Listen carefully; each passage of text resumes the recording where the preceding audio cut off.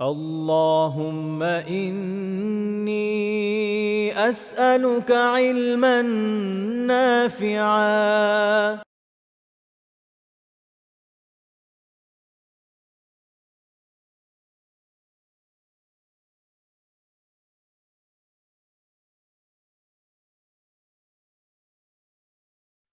السلام عليكم ورحمة الله وبركاته. الحمد لله رب العالمين، والصلاة والسلام على سيد المرسلين وعلى آله وأصحابه أجمعين. اللهم علمنا ما ينفعنا وارزقنا الإخلاص في القول والعمل. আমরা আল্লাহ সুবহানাহু ওয়া তাআলার দরবারে শুকরিয়া আদায় করছি। আল্লাহ সুবহানাহু ওয়া তাআলা এক সপ্তাহ পরে আমাদেরকে আবারও দারসুল ঈমানের আরেকটি হালাকাতে অংশগ্রহণ করার তৌফিক দান করছেন। এজন্য আমরা আল্লাহ তাআলার দরবারে শুকরিয়া আদায় করে সবাই পড়ছি আলহামদুলিল্লাহ। আমাদের পক্ষ থেকে অসংখ্য গণিত দুরূদ ও সালাম আমাদের প্রিয় নবী মুহাম্মদ, আমরা সবাই পড়ি সাল্লাল্লাহু আলাইহি ওয়াসাল্লাম, এবং তার সম্মানিত পরিবার পরিজন, সাহাবায়ে কেরাম, এবং এই পথ ধরে যারা পথ চলেছেন, যারা পথ চলছেন, যারা পথ চলবেন, তাদের সবার প্রতি আল্লাহ সুবহানাহু ওয়া তাআলা তাদের প্রত্যেককে উত্তরোত্তর সম্মানিত করুন এবং আমাদেরকে তাদের মধ্যে অন্তর্ভুক্ত করুন। আমিন। সম্মানিত দিনী ভাই বোনেরা, আমরা গত সপ্তাহে দারসুল ঈমানের আলোচনায় তাওহীদুর রুবুবিয়্যাহ নিয়ে আলোচনা শুরু করেছিলাম। অর্থাৎ প্রতিপালকের ক্ষেত্রে একত্ববাদ। রুবুবিয়্যাহ মানে হচ্ছে এমন মানুষ, মানুষ না, আস্তাগফিরুল্লাহ। এমন একজনকে রব বলা হয় যিনি লালন পালন করেন। তো তাওহীদুর রুবুবিয়্যাহ মানে হচ্ছে প্রভুত্বে একত্ববাদ। যিনি লালন পালন করছেন তার মধ্যে একত্ববাদ। তো এই তাওহীদুর রুবুবিয়্যাহ বলতে কি বোঝায়? আমরা যদি সহজ করে বলতে চাই, তাহলে এই কথার স্বীকারোক্তি দেয়া যে আল্লাহ সুবহানাহু ওয়া তাআলা সমস্ত সৃষ্টি জগতের সৃষ্টিকর্তা। ওয়াল ইকরার বিআন্না আল্লাহ তাআলা খালিকু কুল্লি শাইইন। এই কথার স্বীকারোক্তি প্রদান করা আল্লাহ সুবহানাহু ওয়া তাআলা সমস্ত সবকিছু সৃষ্টি করছেন এবং তিনি এই সমস্ত সবকিছুর মালিক, এবং তিনি সমস্ত সবকিছুর রিজিক দাতা। তিনি জীবন দানকারী, তিনি মৃত্যু দানকারী, তিনি নাফিয়া উপকারী, তিনি অপকার প্রদানকারী। কাউকে উপকৃত করলে তিনি করেন, কাউকে আবার বিপদে ফেললে তিনি দেন।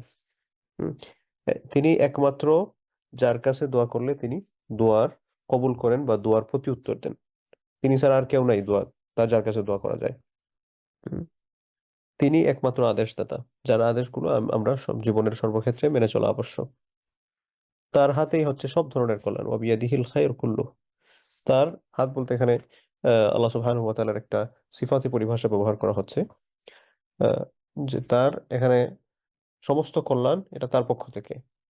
তিনি সমস্ত সবকিছুর উপর সক্ষম, সমস্ত সবকিছু নির্ধারণকারী, তিনি সমস্ত সবকিছুর প্ল্যানার।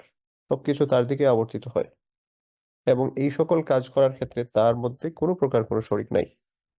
এই কথার স্বীকারোক্তিটা প্রদান করা হচ্ছে আমাদের তাওহীদুর রুবুবিয়্যাহর মূল পরিচয়, যে এই বিষয়গুলো আমাদের বিশ্বাস স্থাপন করতে হবে। তো এই বিশ্বাসগুলো সাধারণত আমাদের সবারই আছে, কিন্তু কর্মের মধ্যে গিয়ে দেখা যায় আমরা একটু ঝামেলা করে ফেলি। যেমন গত সপ্তাহে আমরা উদাহরণ দিতে গিয়ে বলছিলাম যে আমরা এখানে বলতেছি যে আল্লাহ সুবহানাহু ওয়া তাআলা হচ্ছেন আহ, মানুষদের জন্ম প্রদানকারী। ছেলে হবে না মেয়ে হবে সেটা আল্লাহ তাআলা নির্ধারণ করেন। আল্লাহ সুবহানাহু ওয়া তাআলা যদি এটা নির্ধারণ করে থাকেন, তাহলে আবার গিয়ে দেখা যায় যে একজন মানুষ, সে একজন, বিশেষ করে আমি যদি একজন বোনের কথা বলি, যে তিনি হচ্ছেন দেখা গেল লাগাতার তিনি কন্যা সন্তান জন্মদান করছেন। এটার কারণে দেখা যায় স্বামী বা স্বামীর বাড়ির লোকজন সে এটাকে অপছন্দ করলো, মনে করে যে এখানে এই ভদ্র মহিলার একটা কমতি আছে। তো এখানে তো ভদ্র মহিলার কোনো কমতি নাই। সন্তান জন্ম দেওয়ার ক্ষেত্রে ছেলে হবে না মেয়ে হবে সেটা হচ্ছে আল্লাহ সুবহানাহু ওয়া তাআলার পক্ষ থেকে নির্ধারিত। আল্লাহ সুবহানাহু ওয়া তাআলার পক্ষ থেকে যদি নির্ধারিত হয়ে থাকে, তাহলে এই কথাটা আমরা বিশ্বাস করতেছি কিন্তু কর্মে তো প্রয়োগ করলাম না ঠিক মতো। তো এটা যাতে শুধুমাত্র কথার বিশ্বাসের মধ্যেই সীমাবদ্ধ না থাকে, বরং আমরা যাতে কর্মেও সেটা প্রয়োগ করতে পারি, এটা হচ্ছে তাওহীদুর রুবুবিয়্যাহর দাবি। আমরা এটাকে প্রতিষ্ঠিত করতে হবে। যদি আমরা এটা প্রতিষ্ঠিত করতে পারি, তাহলে আমি প্রভৃত্যে একত্ববাদের বিষয়গুলো মানছি। তারপর আমরা আলোচনা করতে গিয়ে বলছিলাম যে আল্লাহ তাআলার যে একত্ববাদ, এই একত্ববাদটাকে তিন ভাগে ভাগ করা হয়। আমি যে কথাগুলো বলবো এগুলো হচ্ছে একটু ডিপ কথা, জাস্ট শুধুমাত্র উড়াধুরা শুনলেই এগুলা বোঝা যাবে না। একটু মনোযোগ দিয়ে শুনতে হবে। যে আল্লাহ সুবহানাহু ওয়া তাআলার যে একত্ববাদ আছে, এই একত্ববাদটাকে আমরা বোঝার সুবিধার্থে তিন ভাগে ওলামারা ভাগ ভাগ করেছেন। একটা হচ্ছে প্রভুত্বে একত্ববাদ, যেটাকে তাওহীদুর রুবুবিয়্যাহ বলা হয়। দুই নম্বরটাকে বলা হয় হচ্ছে তাওহীদুল উলুহিয়্যাহ, ইবাদতের মধ্যে একত্ববাদ। তাওহীদ মানে হচ্ছে একত্ববাদ, উলুহিয়া মানে হচ্ছে এবাদত। এবাদতত্ব আমরা যেটা বলতে পারি আর কি, আমরা যেটা আজ প্রভুত্ব বলেছি, এখানের ক্ষেত্রে এসে আমরা বলতে পারি এবাদতত্ব। এই উলুহিয়া শব্দটা ইলাহ শব্দ থেকে এসেছে। এই যে ইলাহ আমরা বলি না কালিমা পড়তে গেলে, লা ইলাহা ইল্লাল্লাহ, এই যে ইলাহ, ইলাহ মানে কি? ইলাহ মানে হচ্ছে যার এবাদত করা হয়, যার উপাসনা করা হয়। ইলাহ হচ্ছেন তিনি যার উপাসনা করা হয়। তো তাওহীদুল উলুহিয়া মানে হচ্ছে এবাদতের ক্ষেত্রে একত্ববাদ। তো এই এবাদতের ক্ষেত্রে একত্ববাদ বলতে আসলে আমরা কি বুঝি বা কিভাবে কি বোঝা দরকার, আজকে আমাদের আলোচনার মেইন টপিকসটা থাকবে হচ্ছে এটা ইনশাআল্লাহ। অর্থাৎ এবাদতের মধ্যে আমাদের একত্ববাদটা কিরকম, কি কি বিষয়গুলো আমাদের থাকা প্রয়োজন।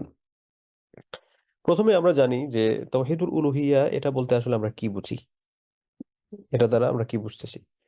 তো শাব্দিক অর্থে আমি তো বলেছি তাওহীদ মানে হচ্ছে একত্ববাদ, উলুহিয়া মানে হচ্ছে এবাদত, যার এবাদত করা হয়। তাওহীদুল উলুহিয়া মানে হচ্ছে এবাদতের মধ্যে একত্ববাদ। এটাকে আমরা যদি একটু ব্যাখ্যা করে বোঝার চেষ্টা করি যে তাওহীদুল উলুহিয়া বলতে আসলে আমরা আর কি কি বুঝতেছি, একটু সহজ করে যদি আমরা একটু বলার চেষ্টা করি, তাহলে আমরা যে বিষয়গুলো সামনে নিয়ে আসতে পারি সেটা হচ্ছে যে একজন বান্দা আল্লাহ সুবহানাহু ওয়া তাআলার প্রদত্ত যে শরীয়ত আছে, এই শরীয়ত সম্মত উপায়ে শুধুমাত্র আল্লাহর নিকটবর্তী অর্জনের জন্য যে সকল কাজগুলো করে থাকে, অর্থাৎ আমরা আল্লাহর নিকটবর্তিতা অর্জনের জন্য যে সকল কাজগুলো করে থাকি, এই কাজগুলো শুধুমাত্র আল্লাহর জন্য হওয়া, এটার মধ্যে অন্য কোনো উদ্দেশ্য না থাকা।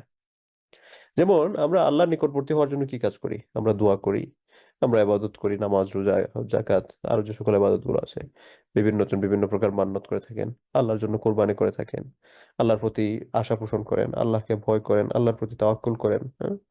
আল্লাহর প্রতি আমাদের একটা টান কাজ করে, এবং আমরা আল্লাহ সুবহানাহু ওয়া তাআলার কাছে ফিরে যাব এ ব্যাপারে আমাদের একটা চিন্তা আছে এবং এটা নিয়ে আমরা ভীত সন্ত্রস্ত থাকি। হুম। তো এই যে ভাবনাগুলোর কথা আমাদের, এই সকল ক্ষেত্রে শুধুমাত্র আল্লাহকেই এটার জন্য সীমাবদ্ধ রাখা, এটার মধ্যে অন্য কাউকে শরীক না করা। কারণ আমি দোয়া করতেছি আল্লাহর জন্য, আল্লাহর কাছে আমি দোয়া করতেছি, সেখানে আমি আরেকজনকে, মাঝখানে বাবা একজনকে জড়াই ফেললাম, যে এই বাবার মাধ্যমে আমার দোয়াটা যাতে কবুল হয়ে যায়, তাহলে কিন্তু আমি এই যে দোয়াটা আল্লাহর মধ্যে সীমাবদ্ধ রাখলাম না।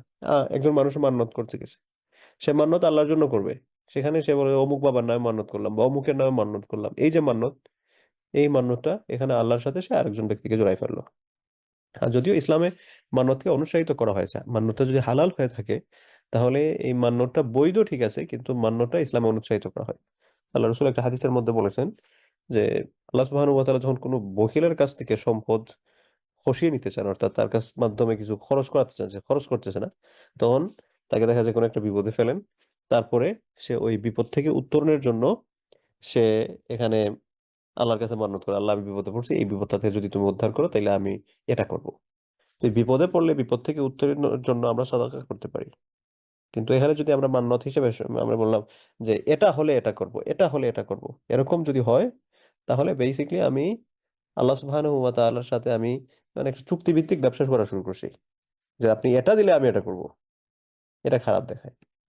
যাই হোক, তো আজকের আলোচনা মান্যত কেন্দ্রিক না, কথা প্রসঙ্গে আসলো। তো এখানে আমরা তাওহীদুল উলুহিয়া বলতে কি বুঝলাম, যে একজন বান্দা শরীয়তসম্মত উপায়ে আল্লাহর নৈকট্য অর্জনের জন্য যে সকল কাজগুলো করে থাকে, এই সকল কাজগুলো শুধুমাত্র আল্লাহ তাআলার জন্য করা, এটা হচ্ছে তাওহীদুল উলুহিয়ার পরিচয়। আর একটু সহজে যদি আমরা বলতে চাই, তাহলে এবাদতের যত অংশ আছে, এই এবাদতের সকল অংশ একমাত্র আল্লাহর জন্য হবে, একমাত্র আল্লাহর জন্য। এখানে আর কারো কোনো প্রকার কোনো শরীক থাকার কোনো প্রকার কেউ সুযোগ নাই। যদি কেউ সুযোগ করেন তাহলে ওই ব্যক্তির এবাদত তো কবুল হবে না, ঈমান ভেঙে যাবে। ঈমান ভঙ্গের কারণের আমরা যখন অধ্যায়গুলো আলোচনা করছিলাম, ঈমান কি কারণে ভেঙে যায়, সেই সমস্ত কারণগুলো আপনারা যারা অংশগ্রহণ করছেন তাদের তো জানা থাকার কথা। ওইগুলো নিয়ে চিন্তা করলে দেখবেন এই সমস্ত সবকিছু হচ্ছে আল্লাহর ইবাদতের মধ্যে আমি আসলে অন্য বিষয়গুলোকে শরীক করতেছি, এজন্যই এগুলা ঈমান ভঙ্গের কারণ হয়ে দাঁড়িয়েছে। এবং আল্লাহ সুবহানাহু ওয়া তাআলা এই একাত্মবাদের শিক্ষাটা এটা শুধুমাত্র মুহাম্মদ সাল্লাল্লাহু আলাইহি ওয়াসাল্লামের উম্মতদেরকে দেন নাই, বরং আদম আলাইহিস সালাতু ওয়াস সালাম থেকে শুরু করে নিয়ে একেবারে আমাদের নবী পর্যন্ত সবাইকে আল্লাহ সুবহানাহু ওয়া তাআলা এই শিক্ষাটা দিয়েছেন, তোমরা মানুষদেরকে আল্লাহর একত্ববাদের দিকে আহ্বান করবে। আল্লাহ তাআলা বলেছেন, ওয়ালাকাদ বাআসনা ফি কুল্লি উম্মাতির রাসূলা, আমি প্রত্যেকটা জাতির কাছে আমি আমার রাসূল প্রেরণ করেছি। এবং তাদেরকে একটা কাজ দিয়ে প্রেরণ করছি, সেটা হচ্ছে আনি আবুদুল্লাহ। তাদেরকে বলে দিছি যে তোমরা মানুষদেরকে বলো যে তোমরা এক আল্লাহর ইবাদত করো, ওয়াজতানিবুত তাগুত, এবং তাগুতকে তোমরা পরিহার করো। আরেকটা আয়াতে আল্লাহ সুবহানাহু ওয়া তাআলা বলেছেন, ওয়া মা আরসালনা মিন ক্বাবলিকা মির রাসূলিন, আমি আপনার আগে এমন কোন রাসূল পাঠাই নাই যার কাছে ইল্লা নুহি ইলাইহি আন্নাহু লা ইলাহা ইল্লা আনা ফা'বুদুন, এমন কোন রসুল আমি নবী বা রাসূল আমি আপনার কাছে পূর্বে পাঠাই নাই যাকে আমি একথা বলি নাই যে তুমি তুমি মানুষদেরকে বলো আল্লাহ সুবহানাহু ওয়া তাআলা আমি ছাড়া মানুষ যাতে অন্য কারো ইবাদত করে।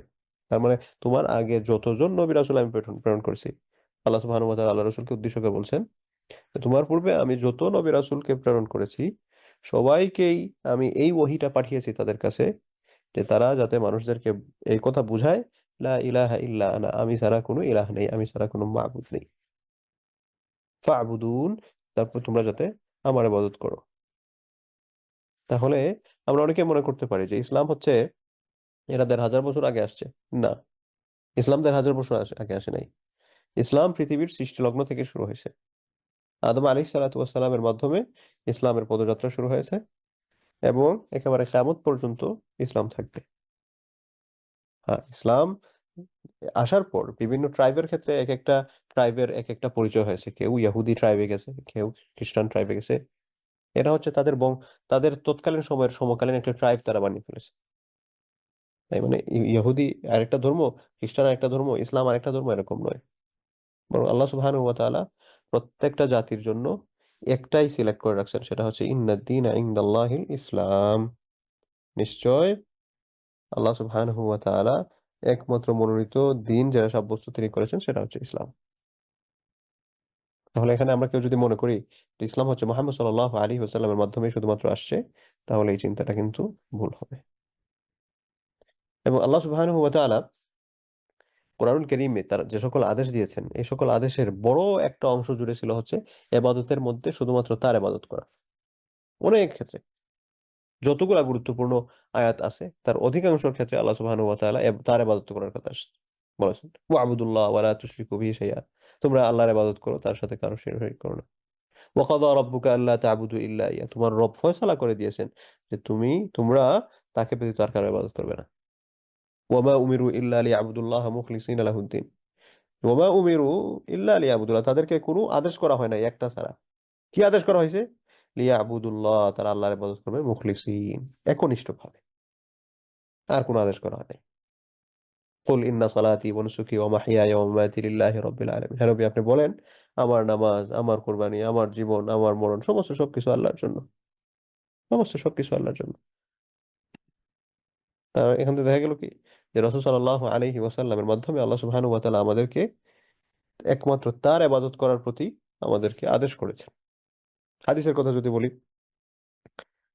মুআয ইবনে জাবাল রাদিয়াল্লাহু আনহু থেকে বর্ণিত, রাসূল সাল্লাল্লাহু আলাইহি ওয়াসাল্লাম তাকে একবার বললেন, ইয়া মুআয, মুআয আতাদরি মা হাক্কুল্লাহ আলাল ইবাদ, মুআয তুমি কি জানো আল্লাহ সুবহানাহু ওয়া তাআলার তার বান্দাদের প্রতি কি হক আছে? আমাদের উপর আল্লাহ তাআলার কি হক?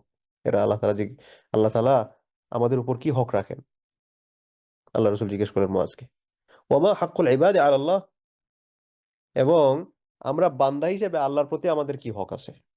আল্লাহ হিসেবে আমাদের প্রতি কি হক, আর আমরা বান্দা হিসেবে আল্লাহর প্রতি কি হক? ক্বালা কুলতু আল্লাহু ওয়া রাসূলুহু আ'লাম, মুআয রাদিয়াল্লাহু আনহু বললেন, ইয়া রাসূলুল্লাহ আপনি আল্লাহ এবং তার রাসূল বেশি জানেন, আমি এগুলা জানি না। এটা ভাবার্থ মিন করলেন আরকি, যে আল্লাহ এবং তার রাসূল বেশি জানেন। এরপর মুআয রাদিয়াল্লাহু আনহুকে উদ্দেশ্য করে আল্লাহ রাসূল বললেন, ফাইন্না হাক্কাল্লাহি আলাল ইবাদ, বান্দার উপর আল্লাহর হক হচ্ছে আইয়াবুদুল্লাহ ওয়া লা ইউশরিকু বিহি শাইআ, তারা একমাত্র আল্লাহর ইবাদত করবে, এখানে কাউকে শরীক করবে না। এটা হচ্ছে আমাদের প্রতি আল্লাহর হক, যে আমরা ইবাদতের ক্ষেত্রে কাউকে শরীক করব না তার সাথে। ওয়া হাক্কুল ইবাদি আলাল্লাহ, আর বান্দা হিসেবে আল্লাহর প্রতি তার হক হচ্ছে, আল্লাহর প্রতি তার একটা অধিকার, আল্লাহ ইউআযযিবা মান লা ইউশরিকু বিহি শাইআ, যেই বান্দা আল্লাহর সাথে কাউকে শরীক করে নাই আল্লাহ তাআলা তাকে শাস্তি না দেওয়া, এটা হচ্ছে বান্দা হিসেবে আল্লাহর প্রতি আমাদের একটা হক। তো এখান থেকে আমরা কি বুঝলাম এই হাদিসটা থেকে? আমাদের বোঝার বিষয় হচ্ছে যে আমরা বান্দা হিসেবে আল্লাহ তাআলা আমাদের প্রতি যে অধিকারটা রাখেন সেটা হচ্ছে ইবাদতের মধ্যে আমরা যাতে কাউকে কোনো প্রকার কোনো শরীক না করি। আনাস রাদিয়াল্লাহু আনহু থেকে বর্ণিত এক হাদিস মনে পড়লো, আল্লাহ রাসূল বলেন, মা মিন আবদিন ইয়াশহাদু আন লা ইলাহা ইল্লাল্লাহ ওয়া আন্না মুহাম্মাদান আবদুহু ওয়া রাসূলুহু ইল্লা হাররামাহু আল্লাহু আলান নার। যে ব্যক্তি সাক্ষী দিবে, যে সাক্ষী দিবে আল্লাহ ছাড়া কোনো মাবুদ নাই এবং মুহাম্মদ সাল্লাল্লাহু আলাইহি ওয়াসাল্লাম আল্লাহর গোলাম, আল্লাহর বান্দা এবং তার রাসূল, ওই ব্যক্তির জন্য আল্লাহ সুবহানাহু ওয়া তাআলা হাররামাল্লাহু আলান নার, হাররামাহুল্লাহ, আল্লাহ তাআলা তার জন্য জাহান্নামকে হারাম করে দিবেন। এখানে জাহান্নামকে হারাম করে দেওয়ার দুইটা অর্থ। একটা অর্থ হচ্ছে ওই ব্যক্তি চিরস্থায়ী জাহান্নামে যাবে না, হয়তো শাস্তি পাওয়ার জন্য যাবে, কিন্তু চিরকালীন জাহান্নাম তার জন্য বরাদ্দ কখনোই হবে না, এটা অবৈধ তার জন্য। ঈমান থাকলে সে পানিশমেন্ট ভোগ করার পর জান্নাতে চলে আসবে। এটা হচ্ছে একটা। আরেকটা হচ্ছে যে ব্যক্তি গুনাহ করে ফেলছে, তো বা সে অমুসলিম ছিল, তারপর যখন এই কালিমাটা পড়লো, আল্লাহ সুবহানাহু ওয়া তাআলা তার সকল গুনাহকে মাফ করে তার জন্য জাহান্নামকে হারাম করে দিলেন। কিন্তু এরপর সে যদি আবার কোনো গুনাহ করে, তাহলে সে তার নিজের দায়ভার নিজের কাঁধে নিয়ে এসে জাহান্নামের পথে হাঁটতেছে। হুম? তাহলে এখান থেকে আমরা তাওহীদুল উলুহিয়া, যেটা অর্থাৎ ইবাদতের ক্ষেত্রে একমাত্র আল্লাহ সুবহানাহু ওয়া তাআলাকে এবা আল্লাহ তাআলার ইবাদত করা, এই সংক্রান্ত বিষয়ে আশা করি মোটামুটি একটা আইডিয়া হয়েছে। আর বলবেন যে এটা তো ইবাদতের ক্ষেত্রে আমরা সবাই আল্লাহ তাআলার ইবাদত করি। ঠিক আছে, ইবাদতের ক্ষেত্রে আমরা সবাই আল্লাহ তাআলার ইবাদত করি। তাহলে এটা নিয়ে আলোচনার দরকার কি? কেন দরকার? জাস্ট আমি ২-১ টা উদাহরণ দেই আপনাদের। এবার অনেক মানুষ আছে, সেই মানুষগুলো দেখা যায় মাজারে যাচ্ছে। সে মাজারে গিয়ে মাজারকে সিজদা দিতেছে। তাহলে আমাদের যে ইবাদতগুলো আল্লাহ তাআলার করার কথা, সেখানে মাজারে গিয়ে সিজদা দিলাম বা পীরকে গিয়ে সিজদা দিলাম। তাহলে এই ইবাদতটা আমি আরেকজনের করে ফেললাম না? আমি এখানে বললাম যে না, আমার ইবাদতগুলো হচ্ছে শুধুমাত্র আল্লাহ সুবহানাহু ওয়া তাআলার জন্য। ঠিক আছে, আমি ইবাদতগুলো শুধুমাত্র আল্লাহ সুবহানাহু ওয়া তাআলার জন্য করতেছি। তাহলে আল্লাহর ইবাদত করা মানে কি? ইবাদতের অর্থ কি? তার গোলামি করা। তো আল্লাহর গোলামি আমি করতেছি, আমরা আল্লাহর গোলাম। তাহলে গোলাম হিসেবে আমরা তো আমাদের মনিবের আইন মানতে হবে। আমার মনিব আমাকে যে আইন দিয়েছেন সেটা আমাকে মেনে চলতে হবে।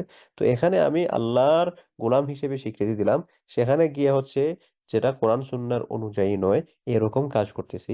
তাইলে আমি আল্লাহর গোলামি কিভাবে করলাম? আমি এখানে যে বলে আসলাম যে আমার মাবুদ হচ্ছেন একমাত্র আল্লাহ সুবহানাহু ওয়া তাআলা, তাহলে আমার কর্মে এসে এটার প্রয়োগটা কতটুকু থাকলো?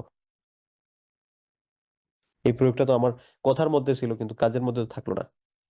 তাহলে আমি বলবেন যে ঠিক আছে, কথার মধ্যে আছে, কাজের মধ্যে না থাকলে ওই ব্যক্তি কি বেঈমান হবে? হ্যাঁ, হয়ে যাবে। কারণ কারণ ওই যে আমরা ইমানের সংজ্ঞা পড়ছিলাম, ইমানের সংজ্ঞা আমরা ৩টা পার্ট পড়ছিলাম। একটা হচ্ছে অন্তরের স্বীকারোক্তি, ২ নাম্বার হচ্ছে মুখের সত্যায়ন, ৩ নাম্বার হচ্ছে কর্মের প্রয়োগ। এজন্য কোনো কিছু জানার মধ্যে সীমাবদ্ধ নয়, বরং এটাকে কর্মে প্রয়োগ করতে হবে। তো এজন্য আমাদের তাওহীদুল উলুহিয়া বা ইবাদতের ক্ষেত্রে আমি এই ইবাদতটা শুধুমাত্র আল্লাহ তাআলার জন্য করছি কিনা, সেই বিষয়টা আমার এনশিওর করা জরুরি।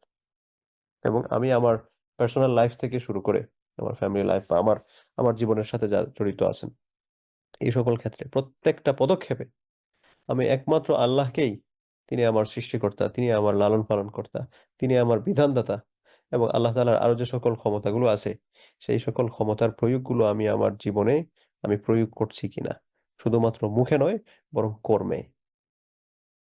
যদি মুখে স্বীকারোক্তির পাশাপাশি কর্মে প্রয়োগ করে থাকি আন্তরিক বিশ্বাসের সাথে, তাহলে মাশাআল্লাহ, ভেরি গুড। আর যদি দেখা যায় যে না, আমি মুখে স্বীকারোক্তি দিচ্ছি কিন্তু কর্মে আসলে ওইটার প্রয়োগ হচ্ছে না, তাইলেই বুঝতে হবে এখানে তাইলে হচ্ছে ঝামেলা রয়ে গেছে। তাহলে বুঝতে হবে এখানের মধ্যে ঝামেলা রয়ে গেছে। এখন এই যে তাওহীদুল উলুহিয়া, অর্থাৎ ইবাদতের মধ্যে শুধুমাত্র আল্লাহ তাআলাকে রাখা, তার সাথে আর কাউকে কোনো শরীক না রাখা, এটার সহজ আরেকটা পরিচয় আমি বলতে পারি, সেটা হচ্ছে কালিমা। কালিমা কি? লা ইলাহা ইল্লাল্লাহ। লা ইলাহা ইল্লাল্লাহ মানে কি? লা ইলাহা ইল্লাল্লাহ মানে হচ্ছে আল্লাহ ছাড়া কোনো মাবুদ নাই। লা ইলাহা, কোনো মাবুদ নাই, ইল্লাল্লাহ, আল্লাহ ছাড়া।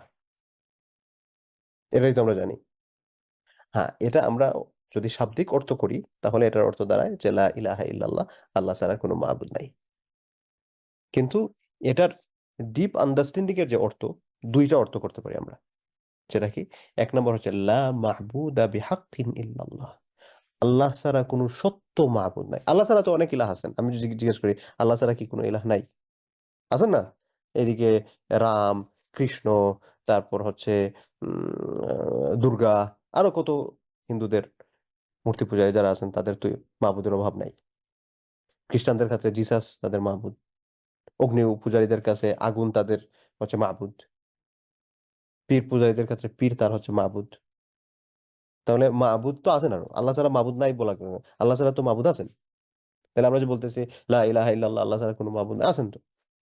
ওই অর্থটা সেখানে চলে, লা মাবুদা বিহাক্কিন ইল্লাল্লাহ, আল্লাহ ছাড়া সত্য কোনো মাবুদ নাই। আল্লাহ ছাড়া যত মাবুদ আছে সবগুলা মিথ্যা, সবগুলা মিথ্যা। তো এই কথার স্বীকারোক্তিটা দেয়া হচ্ছে তাওহীদুল উলুহিয়া, যে আমি ইবাদতের মধ্যে একমাত্র আল্লাহ সুবহানাহু ওয়া তাআলাকে মানতেছি। এটা কথা দিয়ে প্রয়োগ করলাম। কথার পাশাপাশি যখন আমি গিয়ে এটা কর্মে প্রয়োগ করব, তখন গিয়ে আমার মধ্যে একত্ববাদে একত্ববাদ ইবাদতের ক্ষেত্রে যেরকম হওয়ার কথা সেটা প্রতিষ্ঠিত হবে। তাহলে লা ইলাহা ইল্লাল্লাহর অর্থ কি? আমরা যেটা জানি সেটা তো জানলাম, কিন্তু লা ইলাহা ইল্লাল্লাহর ডিপ অর্থটা কি? যে আল্লাহ ছাড়া কোনো সত্য মাবুদ নাই। লা মা'বুদা হাক্কুন ইল্লাল্লাহ, অথবা লা মা'বুদা বিহাক্কিন ইল্লাল্লাহ, আরবিতে যদি আমরা বলতে চাই। আরেকটা বলতে পারি, লা তা'বুদ আহাদান ইল্লাল্লাহ, যে তুমি আল্লাহ ছাড়া কাউকে কারো ইবাদত করতে পারো না। আল্লাহ ছাড়া মাবুদ আছেন, সব মিথ্যা মাবুদ, সব মিথ্যা মাবুদ। তাহলে এই কালেমার এই অর্থটা আমাদের মধ্যে অনুধাবন করছে।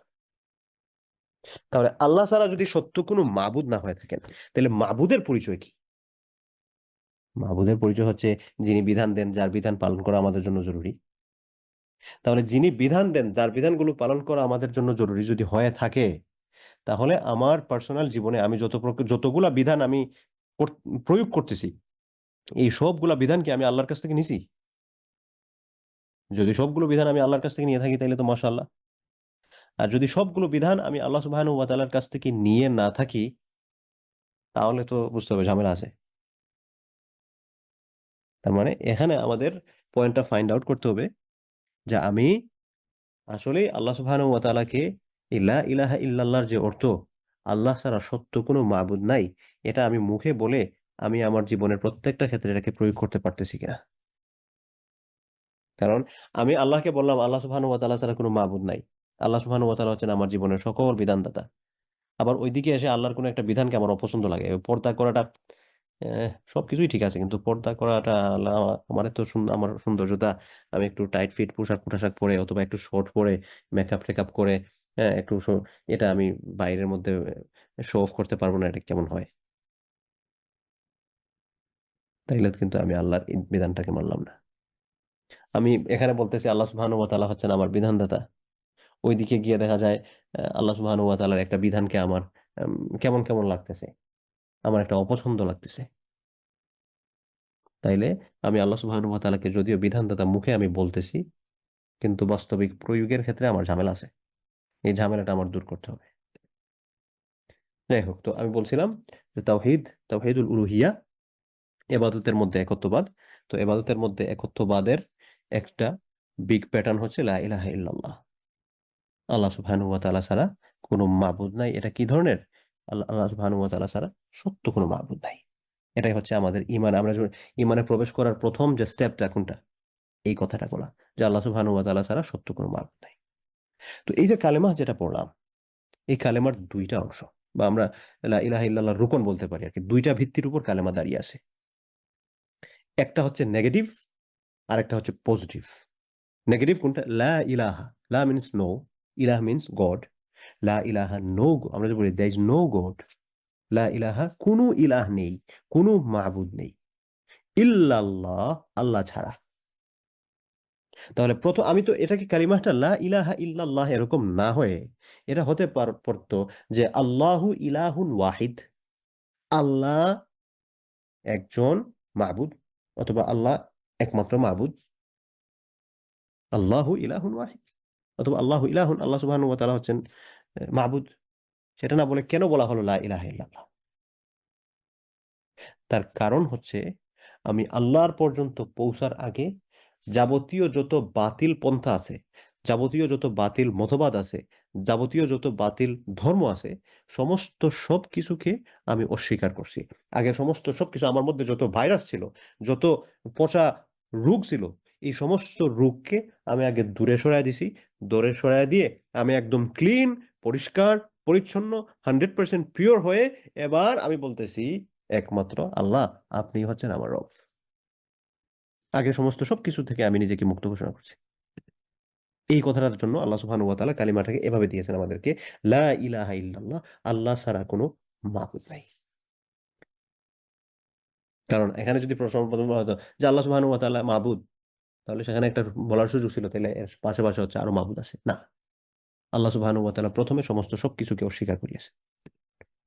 তাহলে কালেমার রুকন কয়টা দাঁড়ালো? কালেমার ফাউন্ডেশন কয়টা? দুইটা। একটা হচ্ছে নেগেটিভ ফাউন্ডেশন, একটা হচ্ছে পজিটিভ ফাউন্ডেশন। নেগেটিভ ফাউন্ডেশনটা হচ্ছে আমি সকল প্রকার মাবুদকে অস্বীকার করা, এটা হচ্ছে নেগেটিভ ফাউন্ডেশন। এবং পজিটিভ ফাউন্ডেশন হচ্ছে যে সকল প্রকার মাবুদকে, সকল প্রকার বাতিল, সকল প্রকার অসত্য মাবুদকে আমি অস্বীকার করে একমাত্র আল্লাহর স্বীকারোক্তি দেয়া। এটা হচ্ছে লা ইলাহা ইল্লাল্লাহর দুইটা ফাউন্ডেশন, মনে রাখবেন ইনশাআল্লাহ। এরপর আমি তখন লা ইলাহা ইল্লাল্লাহ বললাম, লা ইলাহা ইল্লাল্লাহ বলার সাথে সাথে আমি কি মুসলমান হয়ে গেছি? হ্যাঁ, আমি ইসলামের প্রথম স্টেপে প্রবেশ করলাম। কিন্তু ইসলামের প্রথম স্টেপে লা ইলাহা ইল্লাল্লাহ বলে প্রবেশ করার পর আমার আরো কিছু শর্ত নিজের মধ্যে পূরণ করতে হবে। এখন যদি বলি শর্ত কাকে বলে, শর্ত বলতে কি বুঝি আমরা? ওইটা না থাকলে ওইটা নাই। যেমন আমি বললাম যে আপনি আমার সাথে গেলে আমি অমুক জায়গায় যাব। তাহলে আমি অমুক জায়গায় যাওয়ার শর্তটা কি দাঁড়ালো? আমি অমুক জায়গায় যেতে হলে আগে একটা স্টেপ ফিল আপ করতে হবে, ওই স্টেপটা হচ্ছে শর্ত। সেই স্টেপটা কি? আপনাকে আমার সাথে যেতে হবে। আপনি যদি আমার সাথে না যান তাহলে আমি যাব না। তাহলে এরকম লা ইলাহা ইল্লাল্লাহ তো বলছি আমি, আল্লাহ সুবহানাহু ওয়া তাআলা সত্য কোনো মাবুদ নাই, কিন্তু এটাকে পরিপূর্ণতার জন্য এর আগের কয়েকটা স্টেপ আমার এনশিওর করতে হবে। এগুলাকে বলা হয় হচ্ছে লা ইলাহা ইল্লাল্লাহর শর্ত, শুরুতুল কালিমা, কালেমার শর্ত। বলবেন কালেমার আবার শর্ত আছে? জি, শর্ত আছে। কালেমার শর্ত মোটামুটি মোটা দাগে 7টা শর্ত রয়েছে, যে 7টা শর্ত আমাকে পুরা করতে হবে। পুরা করলে ওই যে লা ইলাহা ইল্লাল্লাহ বলে প্রথম স্টেপে আমি ইসলামে প্রবেশ করেছি, এই প্রথম স্টেপে ইসলামে প্রবেশ করার পর 7টা শর্ত যখন আমি পূর্ণ করব তখন গিয়ে আমার ইসলামের মধ্যে পূর্ণতা আসবে ইনশাআল্লাহ। সেই শর্তগুলা কি কি? লা ইলাহা ইল্লাল্লাহর 7টা শর্তের মধ্যে 1 নম্বর শর্তের নাম হচ্ছে আল ইলম। ইলম মানে কি? জ্ঞান, যেটাকে মূর্খতার বিপরীতে রাখা হয়েছে, অজানার বিপরীতে জানা। এখন লা ইলাহা ইল্লাল্লাহর দ্বারা, এখানে লা ইলাহা ইল্লাল্লাহর সাথে ইলমের কি সম্পর্ক? এখানে ইলম দ্বারা উদ্দেশ্য হচ্ছে লা ইলাহা ইল্লাল্লাহর উদ্দেশ্যটা কি সেটা জানা। লা ইলাহা ইল্লাল্লাহর শর্ত 7টা। এই 7টা শর্তের মধ্যে 1 নম্বর শর্তের নাম হচ্ছে ইলম। ইলম মানে জ্ঞান, আমরা মোটামুটি সবাই জানি। তাহলে ইলম অর্থ জ্ঞান, এটা তো আমরা জানলাম। কিন্তু এখানে ইলম দ্বারা কি উদ্দেশ্য নেওয়া হচ্ছে? যে এখানে ইলম দ্বারা উদ্দেশ্য হচ্ছে যে লা ইলাহা ইল্লাল্লাহর শর্তটা কি, লা ইলাহা ইল্লাল্লাহর উদ্দেশ্য কি, সেই বিষয়টা যাতে আমি জানতে পারি। এমন ভাবে জানতা যাতে কালেমার ব্যাপারে, কালেমার শাখা প্রশাখার ব্যাপারে আমার মধ্যে কোনো প্রকার কোনো অজ্ঞতা না থাকে। কালেমার অর্থ, উদ্দেশ্য এবং এই কালেমা কি কি বিষয়গুলো সাব্যস্ত করছে, কোন বিষয়কে অস্বীকার করছে, এটা এমন ভাবে জানতে হবে যাতে এর মধ্যে আমার অজানা কোনো বিষয় না থাকে। এখানে আমি যে বলতেছি, আমি শাহাদা যখন পাঠ করতেছি, আশহাদু আল্লা ইলাহা ইল্লাল্লাহ, আমি সাক্ষী প্রদান করতেছি। এই সাক্ষী প্রদান বলতে এখানে লা ইলাহা ইল্লাল্লাহর প্রতি সাক্ষ্য প্রদান করা, জেনে বুঝে এই বিষয়ে আমার মধ্যে প্রতিষ্ঠিত করতে হবে যে আমি যেটা বলতেছি এটা শুধুমাত্র আমার মুখের মধ্যেই সীমাবদ্ধ নয়, বরং আমার জীবনের প্রত্যেকটা পদক্ষেপে আমি সেটা প্রয়োগ করতেছি। যেমন আল্লাহ সুবহানাহু ওয়া তাআলা কোরআন কারীমের মধ্যে বলেছে, ফা'লাম আন্নাহু লা ইলাহা ইল্লাল্লাহ। ফা'লাম, আপনি জানেন, আন্নাহু লা ইলাহা ইল্লাল্লাহ, আল্লাহ সুবহানাহু ওয়া তাআলা ছাড়া কোনো মাবুদ নাই। ফা'লাম, আপনি জানেন। এক হাদিসের মধ্যে রাসূল সাল্লাল্লাহু আলাইহি ওয়াসাল্লাম বলেন, ওসমান রাদিয়াল্লাহু আনহু থেকে বর্ণিত হাদিস, মান মাতা ওয়া হুয়া ইয়া'লাম আন্নাহু লা ইলাহা ইল্লাল্লাহ দাখালাল জান্নাহ। যে ব্যক্তি মৃত্যু বরণ করেছে এবং সে জানে, ওয়া হুয়া ইয়া'লাম, সে জানে, আন্নাহু লা ইলাহা ইল্লাল্লাহ, আল্লাহ ছাড়া কোনো মাবুদ নাই। এখানে জানা দ্বারা উদ্দেশ্য কি? কালেমার উদ্দেশ্য জানে। দাখালাল জান্নাহ, আল্লাহ তাআলা তাকে জান্নাতে প্রবেশ করাবেন, সহিহ মুসলিমের হাদিস। তাহলে লা ইলাহা ইল্লাল্লাহর 7টা শর্তের মধ্যে শর্তের নাম হচ্ছে ইলম। লা ইলাহা ইল্লাল্লাহর উদ্দেশ্যটা জানতে হবে।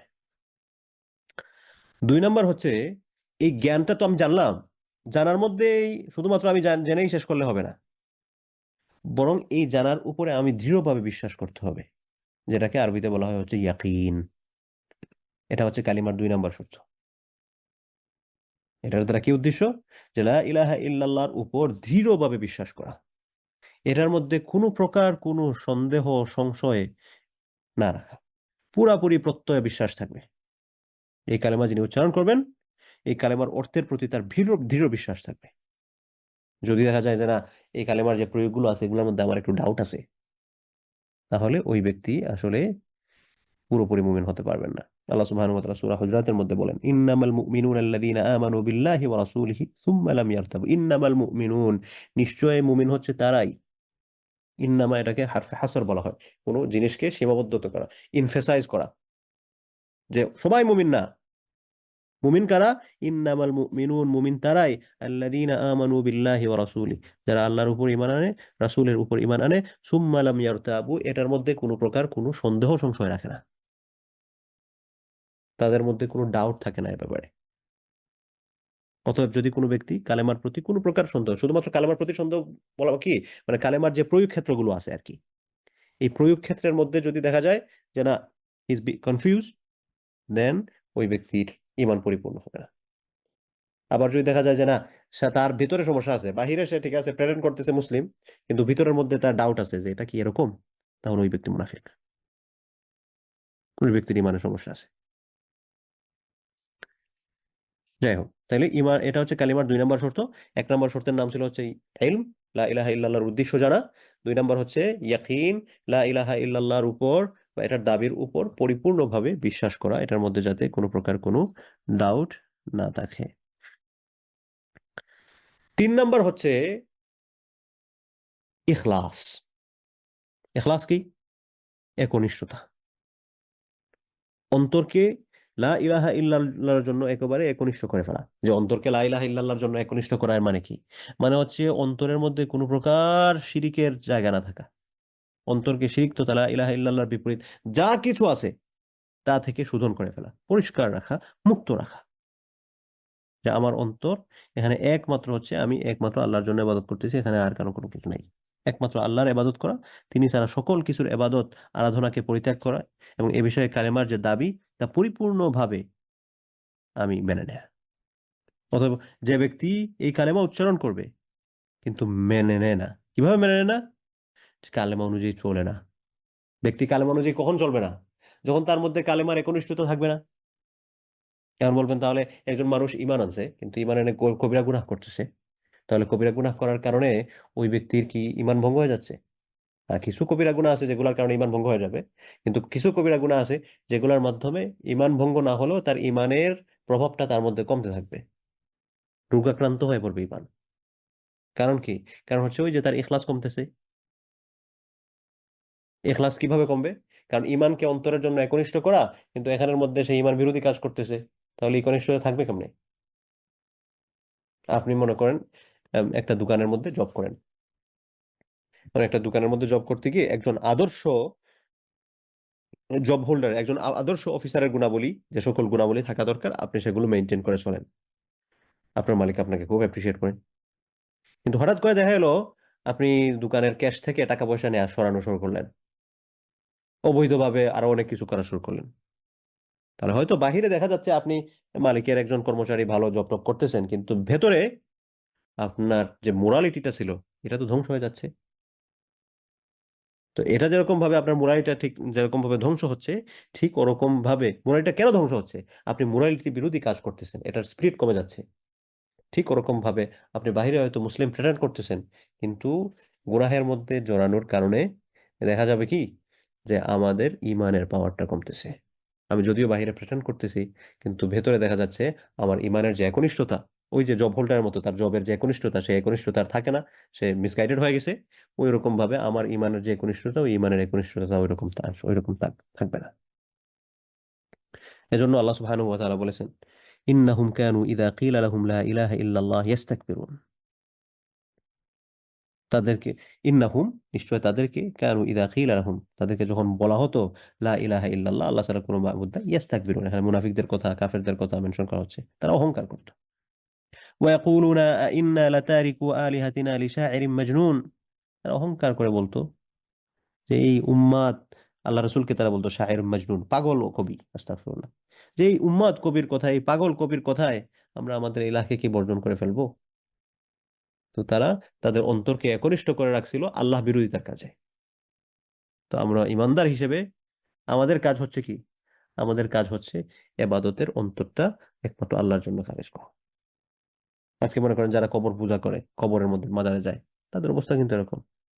কারণ তারা লা ইলাহা ইল্লাল্লাহ তারা বলেন, কিন্তু এবাদতের ক্ষেত্রে তারা কবরকে পরিত্যাগ করে না, কবরে যাচ্ছে।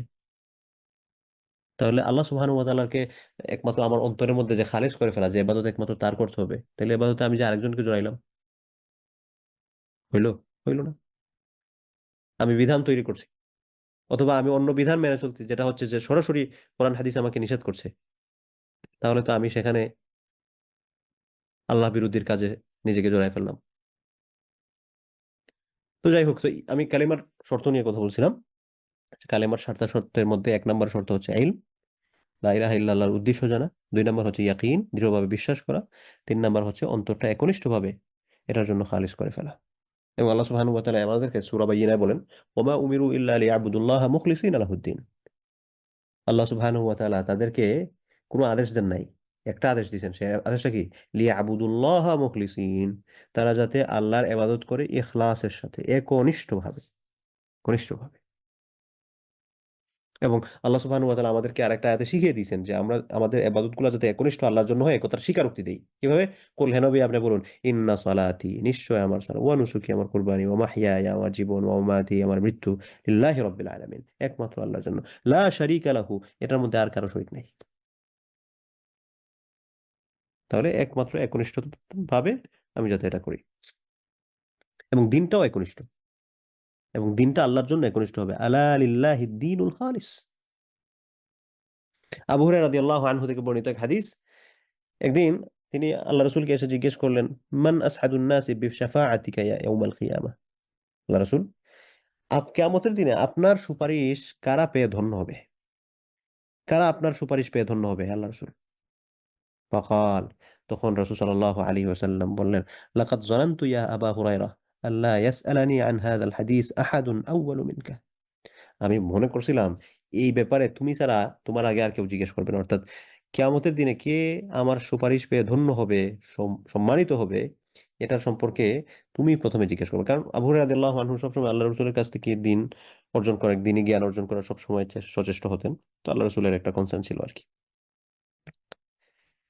তো রাসূল সাল্লাল্লাহু আলাইহি ওয়াসাল্লামকে আবু হুরায়রা রাদিয়াল্লাহু আনহু যখন জিজ্ঞেস করলেন, তখন আল্লাহ রাসূল বলেন, আসআদুন নাসি বিশাফাআতি ইয়াউমাল কিয়ামা মান ক্বালা লা ইলাহা ইল্লাল্লাহ খালিসাম মিন কিবাল। কিয়ামতের দিন আমার সুপারিশ পেয়ে সেই ব্যক্তি সৌভাগ্যবান হবে, ধন্য হবে, যে ব্যক্তি বলেছে লা ইলাহা ইল্লাল্লাহ আল্লাহ ছাড়া কোনো মাবুদ নেই, খালিসান একনিষ্ঠ ভাবে, অন্তরকে খালিস করে। তাহলে অন্তরকে খালিস করে লা ইলাহা ইল্লাল্লাহ বলার মানে কি, সেটা আশা করি আমরা বুঝতে পারছি। অন্তরকে খালিস একনিষ্ঠভাবে লা ইলাহা ইল্লাল্লাহ বলার মানে হচ্ছে আল্লাহর সকল বিধিবিধানগুলো জীবনের সর্বক্ষেত্রে শুধুমাত্র মুখে নয় বরং কর্মের মধ্যে মেনে চলা। আমার কথাগুলো হয়তো একটু ডিপ মনে হচ্ছে অনেকের কাছে, এগুলা মানে গল্পের মতো না। তো আমরা গল্প শুনতে, কোরআন হাদিসের গল্প শুনতে মজা লাগে, কিন্তু এগুলা আমাদের বেসিক জীবনের খুব জরুরি বিষয়। কারণ এগুলা না জানার কারণে দেখা যাবে আমরা এরকম অনেক বিষয়ের মধ্যে ডুবে আসি যেগুলো আমার ইমানের 12টা বাজায় দিছে। তো ইমানের যদি 12টা বাজে, তাহলে বাকি সমস্ত সবকিছু কিন্তু বরবাদ হয়ে যাবে। আল্লাহ তাআলা মাফ করুন। আচ্ছা, তাহলে গেল হচ্ছে 3 নম্বর কালিমার শর্ত। 4 নম্বর শর্ত হচ্ছে এটাকে সত্যায়ন করা। আরবিতে এটাকে বলা হয় হচ্ছে সিদক। কালেমার 4 নম্বর শর্ত হচ্ছে সত্যবাদিতা। এই সত্যবাদিতা কি, যে লা ইলাহা ইল্লাল্লাহ, যে আমি এটার সাক্ষ্য প্রদান করতেছি, লা ইলাহা ইল্লাল্লাহর যত শাখাগুলো আছে, ইমানের যে শাখাগুলো আমরা পড়ে আসলাম, লা ইলাহা ইল্লাল্লাহর যতগুলো শাখা আছে, এই সবগুলো শাখা বলার ক্ষেত্রে আমি সত্যবাদী হব, এবং আমি এগুলা এমন ভাবে নিজের মধ্যে প্রয়োগ করব যে আমি মুখেই শুধু বলতেছি প্রিটেন্ড করে, ভেতরে আমার অন্যটা এরকম না, বরং এই কালেমার নির্দেশিত বিষয়ের উপর আমার বিশ্বাস করতে হবে। এবং আল্লাহ সুবহানাহু ওয়া তাআলা শুধুমাত্র আমরা বলেই বসে আছি এটার উপর আমাদেরকে বলবেন তুমি মুসলমান না। আল্লাহ তাআলা বলছেন আহাসিবান নাসি আন ইউতরাকু আন ইয়াকুলু আমান্না ওয়া হুম লা ইফতানুন। আহাসিবান নাসু, আহাসিবান নাস, মানুষদের তারা আহাসিবান নাসু, মানুষ কি ধারণা করতেছে আন ইউতরাকু, তাদেরকে ছেড়ে দেওয়া হবে আন ইয়াকুলু আমান্না, যে তারা শুধু বলবে আমরা ঈমান আনছি আর এটার উপর তাদেরকে ছেড়ে দেওয়া হবে আর কিছু করা হবে না, এরকম এরকম চলে যাবে না। তাদেরকে পরীক্ষা করা হবে। ওয়ালাকাদ ফাতান্নাল্লাযীনা মিন ক্বাবলিহিম, তাদের পূর্বে যারা ছিল তাদেরকে আমি পরীক্ষা করছি। এবং পরীক্ষা করার মানে কি, পরীক্ষা করার মধ্যে কি হবে, ফালা ইয়ালামান্নাল্লাহুল্লাযীনা সাদাকু, এটার মাধ্যমে অবশ্যই অবশ্যই আল্লাহ সুবহানাহু ওয়া তাআলা জানেন। আল্লাহ তাআলা পরীক্ষা ছাড়াই তো জানেন, কিন্তু পরীক্ষা নেওয়ার উদ্দেশ্যটা হচ্ছে এটা, যাতে আমরা আর এখানে এক্সকিউজ দিতে না পারি যে আল্লাহ আপনি ফয়সালা একটা দিয়ে দিয়েছেন এজন্য আমাদের অবস্থা, না, আল্লাহ ফয়সালা দিয়ে দিয়েছেন এজন্য অবস্থা নয়। বরং আল্লাহ তাআলা ভবিষ্যৎ জানেন, আমাদের কার সাথে কি ঘটবে এটা জানেন দেখে আল্লাহ সুবহানাহু ওয়া তাআলা আমাদেরকে ফয়সালা দিয়েছেন, আর নয় ফয়সালা দিতেন না। তাকদীরের ক্ষেত্রে আমরা অনেক সময় যে আমাদের মন্দ তাকদীর গুলো, এগুলো তো আল্লাহর পক্ষ থেকে, কি আর করা, এগুলো আল্লাহর পক্ষ থেকে ঠিক আছে, কিন্তু এগুলো আমরা হাতে কামাইতেছি, অথবা আমার কর্মফল, অথবা আমার জন্য পরীক্ষা, অনেকগুলো স্কোপ থাকে। কিন্তু এটা যে আমি হচ্ছে, এটা আল্লাহ তাআলা জানেন আমার সাথে হবে, এজন্য তিনি এটা আমার তাকদীরের মধ্যে লিখে রাখছেন। যাই হোক, তো এই যে লা ইলাহা ইল্লাল্লাহ, এটা বলার ক্ষেত্রে আমি সত্যবাদী হতে হবে। এটা নির্দেশিত যে সকল বিষয় আছে সবগুলো ক্ষেত্রে আমি সত্যবাদী হতে হবে। আর না হয় দেখা যাবে যে আমি এখানের মধ্যে মানে উপরে একটা প্রেরণ করতেছি, ভিতরে আরেকটা প্রেরণ করতেছি।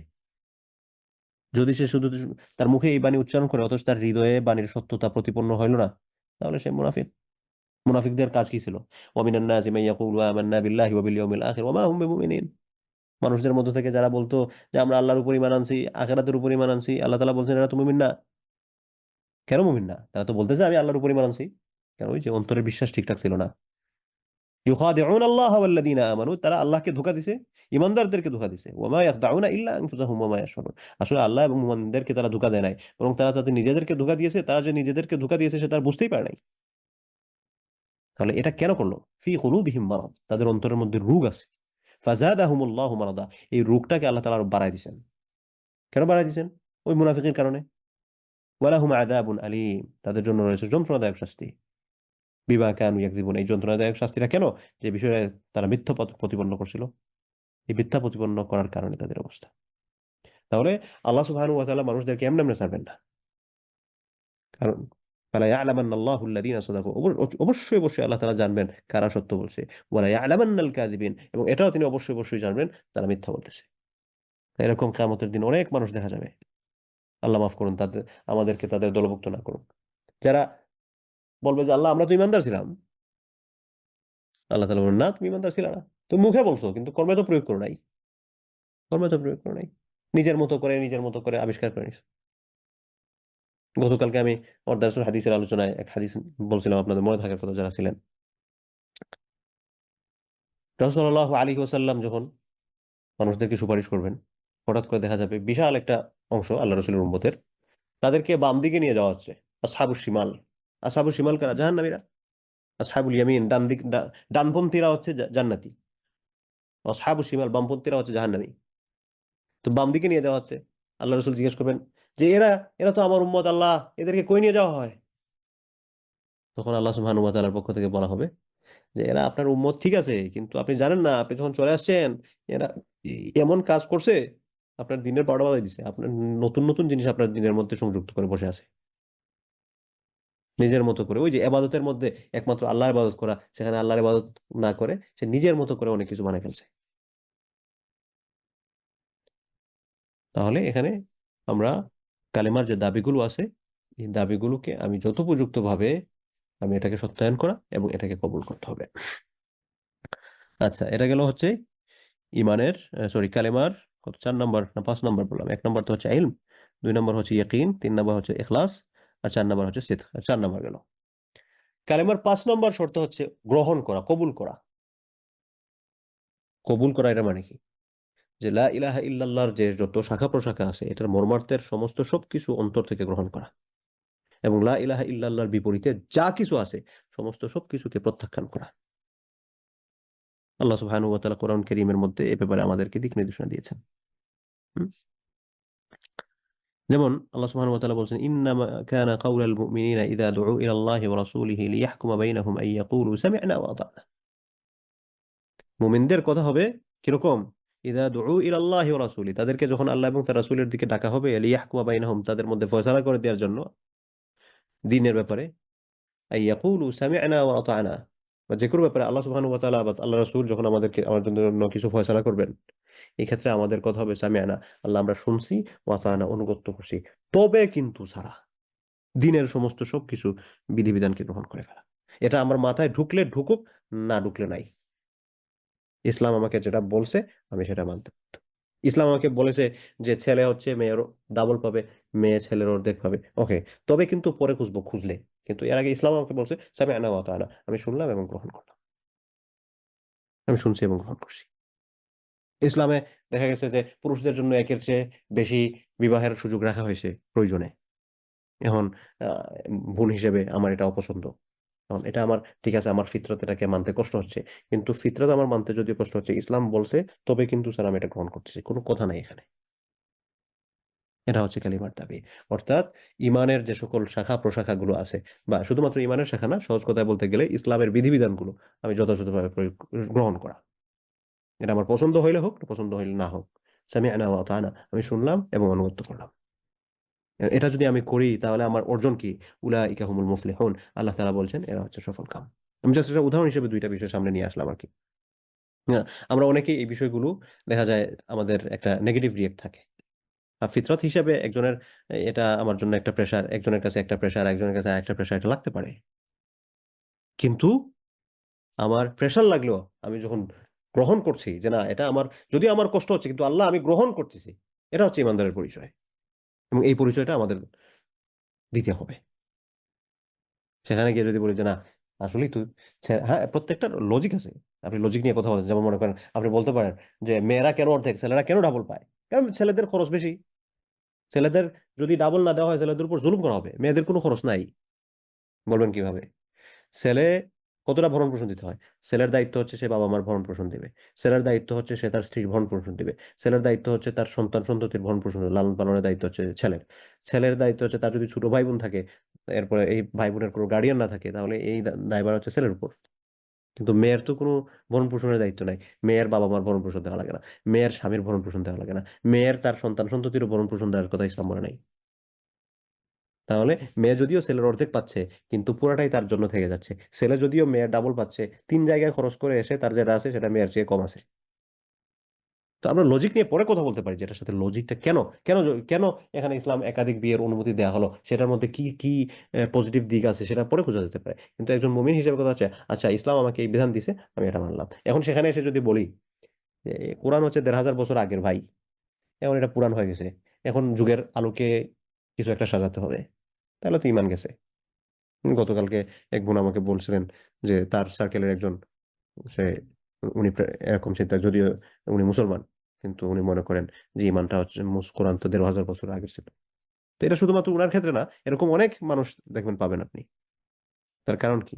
ওই যে লা ইলাহা ইল্লাল্লাহর দাবি সম্পর্কে উনি জানেন না, বুঝতে পারেন নাই, এটাকে গ্রহণ করতে পারেন নাই। তো লা ইলাহা ইল্লাল্লাহর ৫ নাম্বার শর্ত হচ্ছে যে এটার যে সকল দাবিগুলো আছে, ইসলামের সকল বিধানগুলো, এটাকে অন্তর থেকে গ্রহণ করা। মন মানলে মানুক, না মানলে নাই, গ্রহণ করতে হবে। এই কথাটাই আল্লাহ সুবহানাহু ওয়া তাআলা বলেছেন, ইন্নামা কানা কাউলাল মুমিনিন। মুমিনদের কথা তো হবে এরকম, ইযা দুউ ইলাল্লাহি ওয়া রাসূলিহি, তাদেরকে যখন আল্লাহ এবং তার রাসূলের দিকে ডাকা হবে, লিয়াহকুমা বাইনাহুম, তাদের মধ্যে কোনো ফয়সালা করে দেওয়ার জন্য, কোনো হুকুম দেওয়ার জন্য, কোনো হুকুম পাওয়ার পর ইয়াকুলু সামি'না ওয়া আতা'না, তারা বলবে আমরা শুনলাম, আনুগত্য করব। আপনি ইসলামের প্রাথমিক যুগে যখন মদ হারাম হয়, সুদ হারাম হয়, এগুলোর দিকে একটু তাকান। সাহাবায়ে কেরামদের ঘরে বড়, বড়, বড়, বড় মটকা ভরা মদ ছিল। শুধু আয়াত নাজিল হইছে যে এটা করা যাবে না। কোন প্রকার, তবে কিন্তু তারা মটকা বাহিরে নিয়ে এসে ভেঙে, ভেঙে চুরমার করে দিয়েছেন। অনেক টাকা পয়সা কিন্তু লস হইছে। কিন্তু ওই যে সামি'না ওয়া আতা'না, আমরা শুনলাম, মানলাম, আনুগত্য করলাম। সুদের আয়াত নাজিল হইছে, সুদ আর খাওয়া যাবে না। অনেক টাকা পয়সা দেখা গেছে সুদের লেনদেনের সাথে জড়িত। অনেক টাকা পয়সা। ফুল স্টপ দিয়ে দিয়েছেন। বললেন না, আল্লাহ তাআলা বলে দিয়েছেন কোন গ্রহণ করা হবে না। খালাস। এটা হচ্ছে আমাদের বিধান হওয়া দরকার। এটা হচ্ছে আমাদের বিধান। কিন্তু আমি এদিকে কালেমার স্বীকৃতি দিচ্ছি, সেদিকে গিয়ে একটু সুদও খাচ্ছি, সেদিকে গিয়ে একটু ঘুষও খাচ্ছি, সেদিকে গিয়ে বিভিন্ন হারামের সাথে আমি জড়িত। তাহলে ওই কালেমার দাবিগুলোকে কিন্তু আমি সরাসরি অন্তর দিয়ে আসলে ইখলাসের সাথে গ্রহণ করতে পারছি? যদি পেরে থাকি তাইলে কেন আমার এই অবস্থা? আমার আত্মসমালোচনা করা দরকার। এরপর হচ্ছে কালেমার 6 নম্বর শর্ত, লা ইলাহা ইল্লাল্লাহর যে সকল দাবিগুলো আছে সেগুলো তো আমি জানলাম, সেগুলোর প্রতি আমি দৃঢ় বিশ্বাস করলাম, সেগুলাকে আমি অন্তর দ্বারা একনিষ্ঠভাবে গ্রহণ করলাম, সেগুলাকে আমি সত্যায়ন করলাম, সেগুলাকে আমি কবুল করলাম। কবুল করার পর এগুলার আমি অনুগত্য করতে হবে। আরবিতে বলা হয় ইনকিয়াদ। লা ইলাহা ইল্লাল্লাহর যে সকল দাবিগুলো আছে এই দাবিগুলোর অনুগত্য করা, অনুগত্য করতে হবে, মেনে চলতে হবে। মেনে না চলে আমি কথায় বড় বড় ওয়াজ দিলাম, কিন্তু মানার ক্ষেত্রে দেখা গেল যে না, আমি তো ওইরকম মানতেছি না, তাই ঝামেলা। আল্লাহ সুবহানাহু ওয়া তাআলা কোরআন কারীমের মধ্যে বলেন, ওয়া মাই ইউসলিম ওয়াজহাহু ইলাল্লাহি ওয়া হুয়া মুহসিন ফাকাদ ইসতামসাকা বিল উরওয়াতিল ওয়াসকা। যে মাই ইউসলিম, যে আল্লাহ সুবহানাহু ওয়া তাআলার কাছে আত্মসমর্পণ করে, ওয়া হুয়া মুহসিন, এবং সে সৎকর্মশীল হয়, ভালো কাজ করে, ফাকাদ ইসতামসাকা বিল উরওয়াতিল ওয়াসকা, সে দৃঢ়ভাবে শক্ত করে একটা মজবুত হাতল সে ধারণ করে। এর মানে কি? তার মানে হচ্ছে আল্লাহ তাআলার আত্মসমর্পণ করা মানে কি? আত্মসমর্পণ করা, আমরা কখন আত্মসমর্পণ করি? যে আল্লাহ, আমার নিজের আর কিছুই নাই, আপনি যা বলবেন সেটাই। ওই যে কালেমার দাবিগুলোর প্রতি আমি আত্মসমর্পণ করলাম, এগুলা মেনে চলতেছি, তার মানে আসলে আমি একটা মজবুত হাতল ধরছি, মুক্তির পথ। আমি মুক্তির পথ ধরছি। রাসূল সাল্লাল্লাহু আলাইহি ওয়াসাল্লাম বলেন, লা ইউমিনু আহাদুকুম, তোমাদের মধ্যে কেউ মুমিন হবে না, হাত্তা ওই সময় পর্যন্ত, ইয়াকুনু হাওয়াহু তাবআন লিমা জিতু বিহি, আমি যেটা নিয়ে আসছি, আল্লাহ রাসূল বলেন, আমি যেটা নিয়ে আসছি এটাকে তার নফসের যে চাহিদা আছে এটার আগে যদি না দেয়, অর্থাৎ আল্লাহ রসুলের কথা, আমি আমার মনে একটা চাইতেছে, আমার মন চাইতেছে হচ্ছে একটু সুদ খাই, আল্লাহ রসুল বলছেন সুদ খাওয়া যাবে না। ঠিক আছে আল্লাহ রসুল, সুদ খাইতে চাইছিলাম, আপনি বলছেন খাওয়া যাবে না, আর খাবো না। আমার মন চাইছে একটু একটু একটু মদ খাওয়া, একটু ড্রিঙ্ক করলে তো ভালোই তো। আল্লাহ রসুল বলছেন, এই খবরদার, মদ খাওয়া যাবে না। ইয়া রাসূলুল্লাহ, আপনি বলছেন মদ খাওয়া যাবে না, ঠিক আছে, আর কোনো কথা নাই ইয়া রাসূলুল্লাহ। এই যে আমাদের মনের ইচ্ছাকে শরীয়তের ইচ্ছার পেছনে নিয়ে আসা, শরীয়ত যা বলছে তা, এই শরীয়ত যা বলছে তা, এটাকে বলা হয় হচ্ছে কালিমার আনুগত্য। আমার একটু হালাল হারাম মিক্স আপ করে অনেক কিছুই করতে মন চায়, কিন্তু শরীয়ত আমাকে বলছে, এই খবরদার, এটা করা যাবে না। আমি বলছি, না ঠিক আছে, করা যাবে না, মন চাইছিল, ঠিক আছে, আমি খবর দিয়ে দিলাম মনের আশাকে। এটাই হচ্ছে কালেমার আনুগত্য। তাহলে এই কালেমার আনুগত্য যদি এটা হয়ে থাকে, তাহলে আমরা আসলে কজন ইমানদার আছি? আল্লাহ সুবহানাহু ওয়া তাআলা আমাদের সবাইকে পরিপূর্ণ ইমানদার হওয়ার তৌফিক দান করুন। এটা গেল হচ্ছে 6 নম্বর। এবং 7 নম্বর শর্ত হচ্ছে কালেমার আল হুব, ভালোবাসা। এই কালেমাকে ভালোবাসা, কালেমার আমল যেগুলো আছে, কালেমার আমলগুলোকে ভালোবাসা, এই কালেমার আহলুল কালিমা যারা আছেন, কালেমার পরিবার যারা আছেন, এই কালেমা ওয়ালাদেরকে ভালোবাসা, কালেমাকে ভালোবাসা, কালেমা অনুযায়ী আমলকে ভালোবাসা, কালেমা ওয়ালা যারা আছেন তাদেরকে ভালোবাসা। এটা হচ্ছে লা ইলাহা ইল্লাল্লাহর 7 নম্বর শর্ত।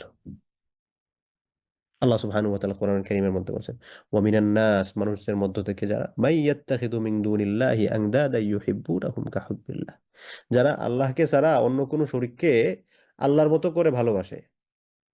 কিছু মানুষ আছে যারা আসলে আল্লাহকে নামের আল্লাহর সাথে আরো শরীক করে, ওই শরীকদেরকে আল্লাহর মতো করে ভালোবাসে। এদের তো একটা পরিচয়। কিন্তু ওয়াল্লাযীনা আমানু, যারা ঈমানদার, আশাদ্দু হুব্বাল লিল্লাহ, তারা আল্লাহর জন্য তাদের ভালোবাসা এর চেয়ে অনেক বেশি।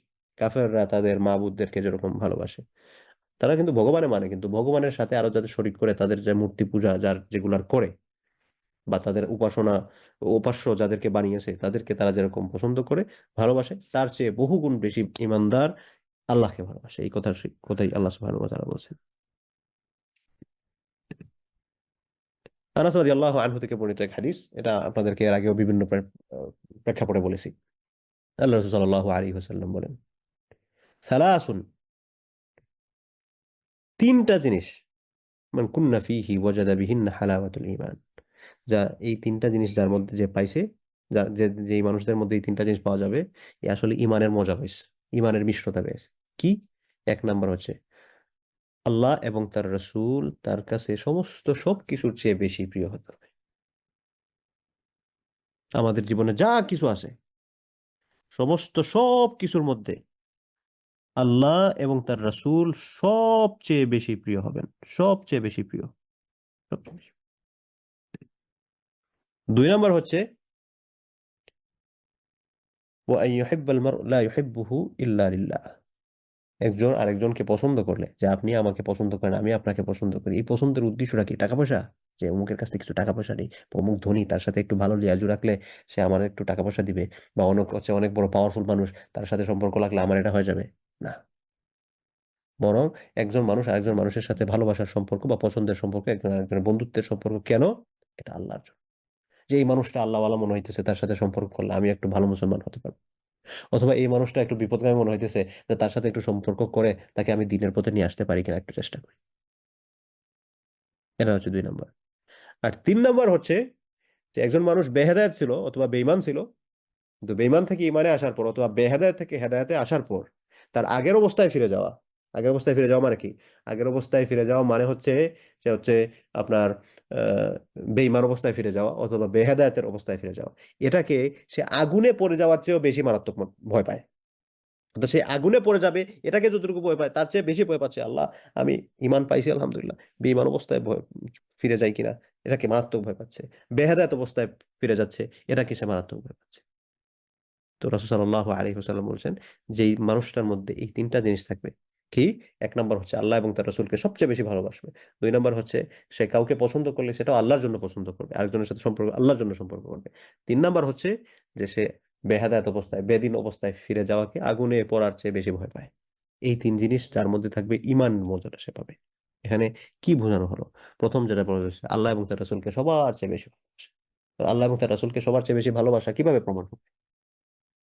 তার বিধিবিধানগুলোকে সবচেয়ে বেশি ভালোবাসা। সেটা আমার পছন্দ হইলে হোক, না হইলে না।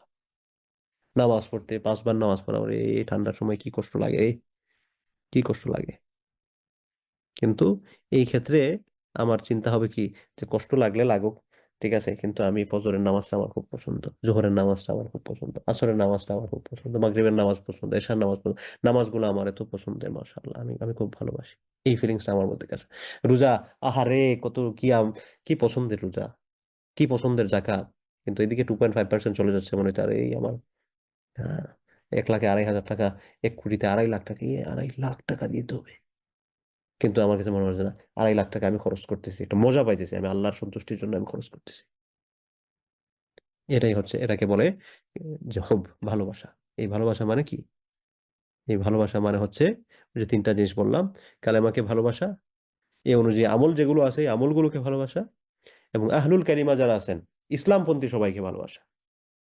ইসলামপন্থী যারা আছেন, যাদের মধ্যে শিরক বেদাত নাই, এদের সবাইকে আমার ভালোবাসা। হয়তো তার মতের সাথে আমার মত মিল নাই, আমি একটা স্কুল অফ থট ফলো করতেছি, তিনি আরেকটা স্কুল অফ থট ফলো করতেছেন, আমি তার প্রতি কোনো আক্রোশ রাখবো না, ভালোবাসা থাকবে সবার জন্য, ভালোবাসা সবার জন্য জানেন, আমরা পছন্দ করি হচ্ছে কার ফতুয়ায় কে কাফের, এটাকে মানুষদেরকে আমরা শুধুমাত্র ইসলাম থেকে বের করে দিতে আমাদের ফতোয়াগুলো কাজ করে। অথচ মানুষজন কিভাবে চাতক পাখির মতো ইসলামের দাওয়াত নেয়ার জন্য বসে আছে, আমরা তাদের মধ্যে দাওয়াতটা পৌঁছাতে পারছি না। আপনি একজন মানুষকে সুন্দর করে ইসলামের বিধিবিধানগুলো তার সামনে প্রেজেন্ট করে দেখেন, আপনি 100 জন মানুষের সামনে যদি প্রেজেন্ট করেন, বেশিরভাগ মানুষই দেখবেন সে হেদায়েতের পথে ফিরে আসতেছে। বেশিরভাগ মানুষ দেখবেন হেদায়েতের পথে ফিরে আসতেছে। আমরা আসলে যথাযথভাবে উত্তম উপদেশ এবং প্রজ্ঞার মাধ্যমে তার কাছে দাওয়াতটা পৌঁছাতে ব্যর্থ হচ্ছি। তো এজন্য আমরা যাতে সবাইকে ভালোবাসি। মানুষকে ইসলাম থেকে বের করে দিলে আমাদের কি ফায়দা? মানুষকে জাহান্নামে, সে পর্দা করছে না, জাহান্নামে চলে গেছে। হ্যাঁ, সে জাহান্নামে যাওয়ার মতো কাজ করতেছে, ঠিক আছে, কিন্তু জাহান্নামে যাওয়া না যাওয়ার ফয়সালা তো আমার হাতে নাই ভাই।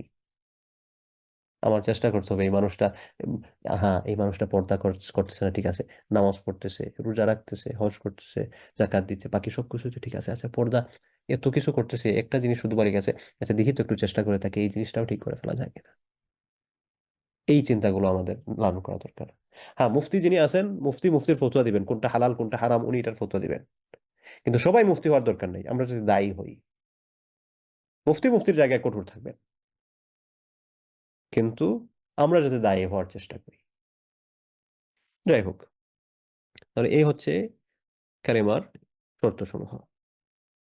এবং কালিমার ক্ষেত্রে আরেকটা বিষয় হচ্ছে কি, এটা ওই যে লা ইলাহা ইল্লাল্লাহ, প্রথমে যেটা বলছি লা ইলাহা, কোনো মাবুদ নাই, ওইটার সাথে সম্পৃক্ত, যে আল্লাহ ছাড়া সকলগুলোর সব কিছুর ইবাদতকে অস্বীকার করা। ইসলাম ছাড়া অন্য সমস্ত সবকিছু, এখানে আল্লাহ ছাড়া অন্য সকল কিছুকে অস্বীকার করা মানে কি, ইসলাম ছাড়া আর যত মতবাদ আছে এই সমস্ত সব কিছুকে অস্বীকার করা। হ্যাঁ, এখানে আমি জোর করে হয়তো আমি কাউকে ইসলাম চাপিয়ে দিব না, কিন্তু তাই বলে বাকি একজনকে ইসলাম বলে না, আমি ধর্ম যার যার উৎসব সবার, তার ধর্মকে আর তার উৎসবটাও আমি গ্রহণ করলাম, তাকে শুভেচ্ছা জানালাম, বলুন ঠিক আছে তুমি যেটা করতেছো করতে থাকো ভাই। না, তুমি যেটা করতেছো সেটা করতে থাকতে পারে না। তুমি এমন কাজ করতেছো যেটা দিয়ে তুমি আমার আল্লাহকে অপমান করতেছো। তুমি এমন কাজ করতেছো যেটা দিয়ে আসমান জমিন কেঁপে কেঁপে উঠতেছে একটা শিরক করার মাধ্যমে। এজন্য আমি ইসলাম ছাড়া অন্য সকল মতবাদকে অস্বীকার করতে হবে, এটা ইমানের একটা অংশ।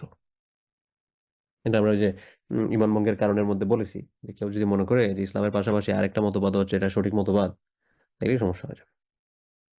যাই হোক, তো আজকে আমরা যে বিষয়গুলো নিয়ে কথা বললাম, কথা শুরু করেছিলাম হচ্ছে তাওহীদুল উলুহিয়া দিয়ে। তাওহীদুল উলুহিয়া বলতে কি বোঝায় সেটা নিয়ে আমরা কথা বলেছি। তারপর হচ্ছে তাওহীদুল উলুহিয়া, এটা সকল নবীদের কাজ ছিল, সকল নবীরা এটার প্রতি দাওয়াত দিয়েছেন। তারপর হচ্ছে আহ তাওহীদুল উলুহিয়ার যে মেইন কনসেপ্ট লা ইলাহা ইল্লাল্লাহ, এই লা ইলাহা ইল্লাল্লাহর ব্যাখ্যা নিয়ে আমরা কিছু কথা বলেছি। লা ইলাহা ইল্লাল্লাহর দুটো ফাউন্ডেশন। এরপর হচ্ছে লা ইলাহা ইল্লাল্লাহর শর্ত যেগুলো আছে, এই সকল শর্ত নিয়ে আমরা কথা বলেছি। তো যা কিছু বললাম, আল্লাহ সুবহানাহু ওয়া তাআলা আমাদেরকে অনুধাবন করার এবং সে অনুযায়ী আমাদেরকে আমল করার তৌফিক দান করেন।